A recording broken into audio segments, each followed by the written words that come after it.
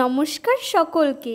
আমি আরও একটি নতুন পার্ট নিয়ে এসেছি তোমাদের সামনে। এর আগের ওয়াল পেন্টিংয়ে বলেছিলাম যে অন্য পার্ট আর একদিন দেখাবো। ওয়ালটা অনেক বড় হওয়ার কারণে পুরোটা একসাথে আঁকতে পারিনি, তাই এটা দ্বিতীয় পার্ট দেখাচ্ছি।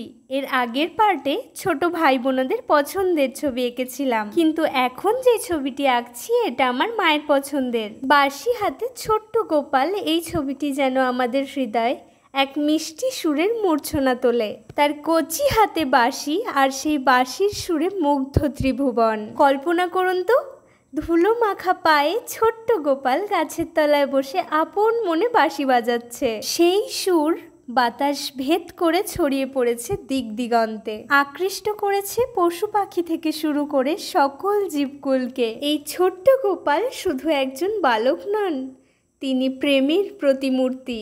আজ আমি তোমাদের দ্বিতীয় পার্টে এঁকে দেখালাম আমার একা এই ছোট্ট গোপালের ছবি। তোমাদের কেমন লাগলো? ভালো লাগলে কমেন্টে জানিও।